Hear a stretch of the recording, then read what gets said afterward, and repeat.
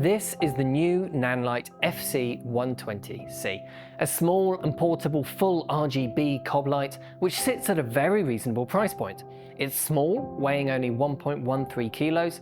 It can be run off batteries easily, including over its USB-C port, which is great for traveling. And it uses Nanlite's FM mount, for which they have a whole range of existing accessories.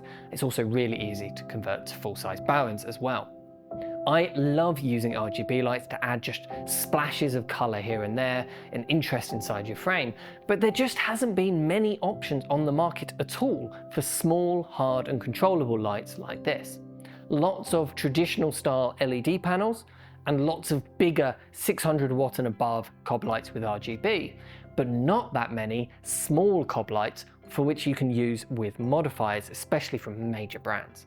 Aperture now have the ATC, which looks great, but it's intended as a much more professional, robust light, and it's not a small, light or portable.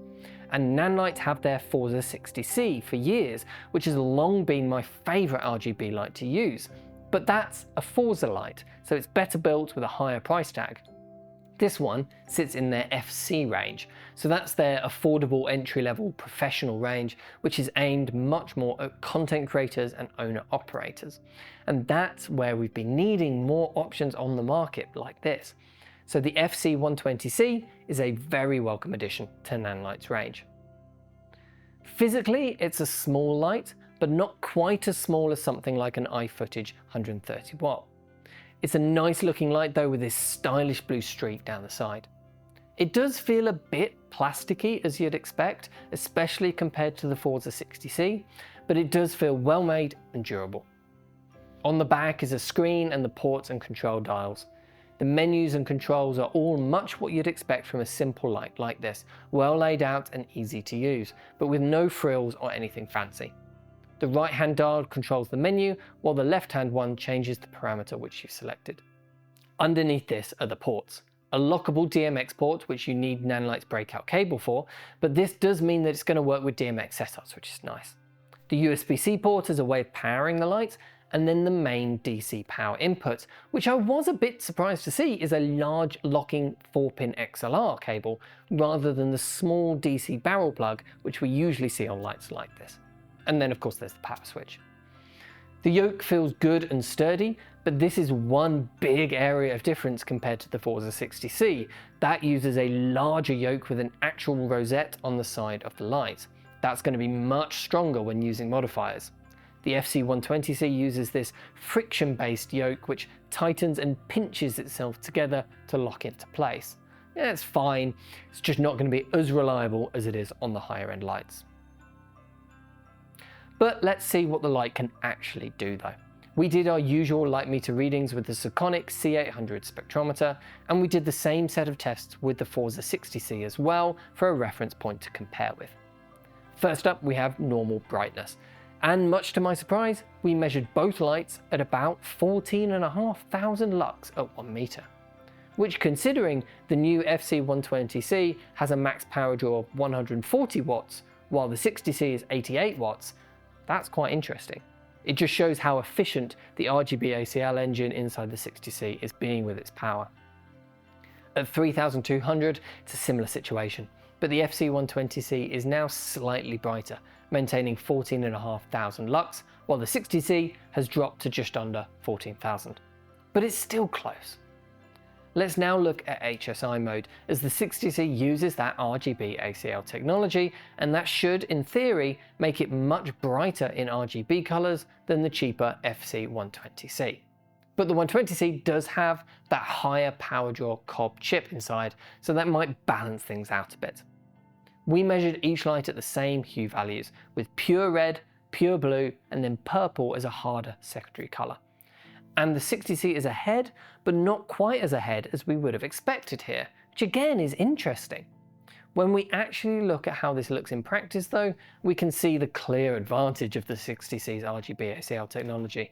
With any secondary colours at all, the 60C is consistently much more saturated and much richer and more colourful on camera than the 120C is.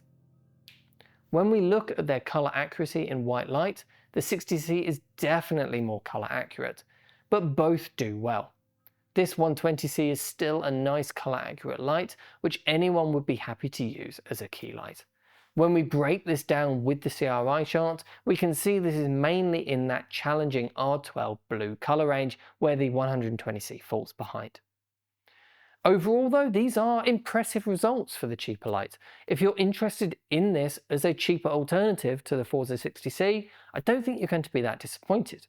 But if you can afford the 60C, it is definitely going to do the job better, especially when it comes to creating on camera those rich, saturated RGB colors.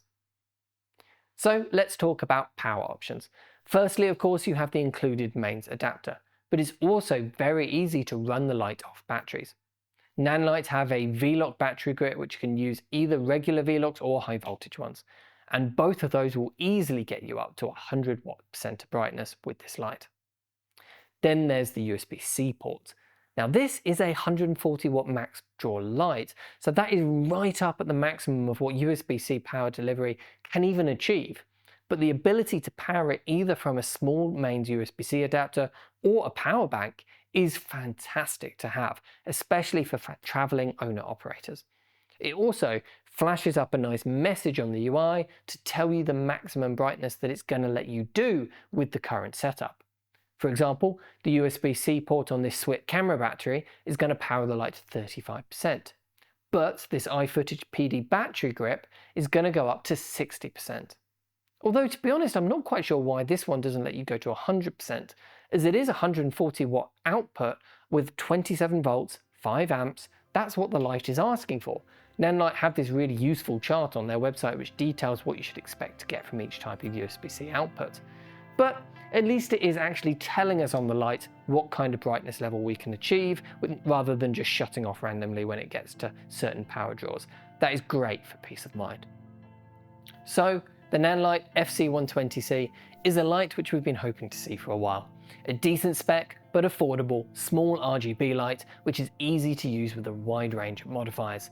This is the kind of form factor of light which is the most useful to have RGB functionality in, and there just has not been that many options on the market.